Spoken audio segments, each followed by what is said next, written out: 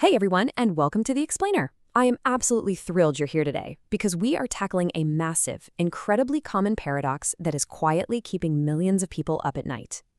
I want you to imagine this scenario for a second. You're making a top 20% income. Let's call it $150,000 a year. On paper, you have completely made it. You are the literal picture of success. But then, you catch yourself stressing out over a $3 difference in name brand cereal at the grocery store. It's a completely jarring disconnect, isn't it? Now, if you're watching this and thinking, yep, hit the nail on the head, that is exactly me, I want to speak directly to you for a second.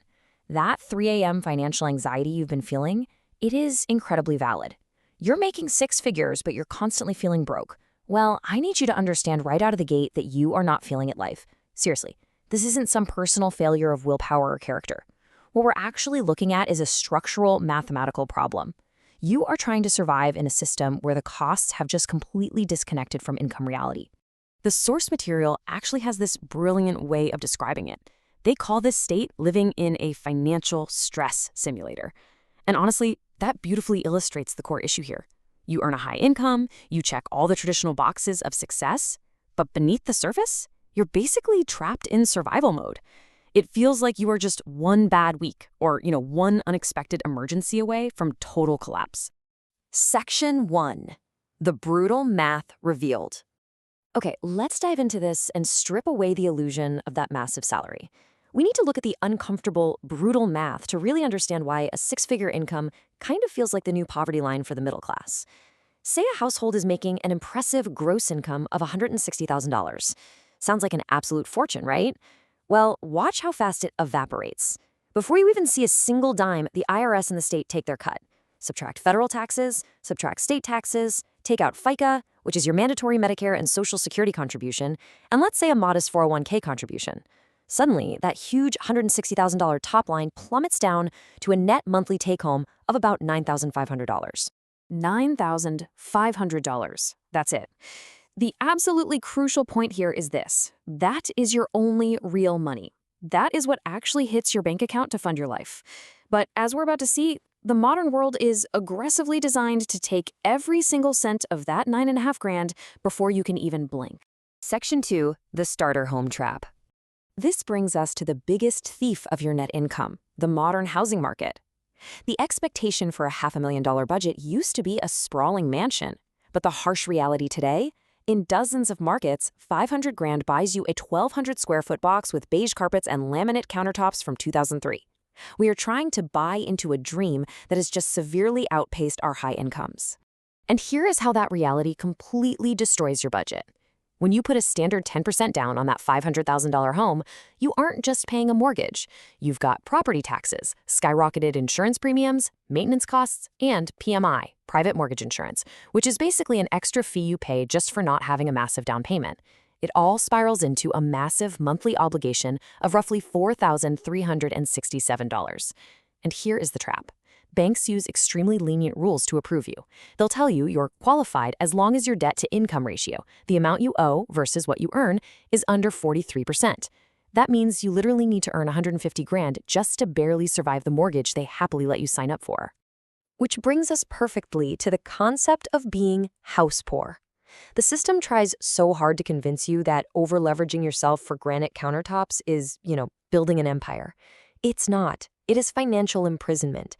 You become a prisoner in a house that you're simply too stressed to actually enjoy, merely existing to satisfy that 43% debt-to-income ratio. Section 3, the gleaming monsters.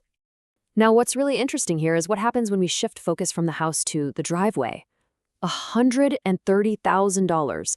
That is the staggering total you might spend over 7 years when you lock into the now totally normalized $800 to $1,200 monthly car payments for modern trucks and SUVs. I mean, we are casually buying vehicles that cost more than the median household income of the entire country. The source material gives us this incredible, punchy quote to describe this phenomenon: wealth destruction with heated seats. Because let's just be logical for a second. Even with a high income, spending $130,000 over 7 years on a piece of machinery that will eventually depreciate to just $15,000 makes zero financial sense. You are paying a massive, crushing premium purely for the sake of status. Section 4, status leaks and convenience. So we have the house and we have the cars. Now let's look at the final blows to the budget, the minor compounding daily expenses that relentlessly drain whatever cash you have left over. We call this the convenience tax. $20 for a fast food meal you eat out of a paper bag, $100 for a totally regular dinner out for two once you factor in the tip, $800 on groceries, $600 for student loans, $1,000 a year on a dozen streaming services you barely even watch. When you rapid fire these costs together, you can see exactly why that big six-figure salary completely disappears. We have collectively rebranded this state of financial desperation as simply adulting. But the absolute truth, it's a raw deal that keeps you running on a hamster wheel for 40 years. Section 5, Finding Your Freedom Number. But listen, here is the good news, and this is exactly where we pivot. You can escape this, but it requires a complete psychological shift. We have to stop viewing money as something that just disappears into our lifestyle and start seeing it as a concrete tool for freedom. Let's look at the biological and psychological milestones of saving. The first real game changer is not hitting $1 million. Step 1 is saving your first $10,000. Reaching that specific 5-figure balance literally changes your brain chemistry. It reduces your cortisol levels, actively moving your brain from a state of constant panic to just mild annoyance when a crisis inevitably hits. Then, you push that foundation to step 2, $20,000.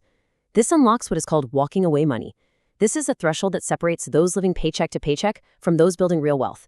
It gives you ultimate negotiation power at work because you're no longer desperate for the next paycheck just to cover the gleaming chrome monster in your driveway.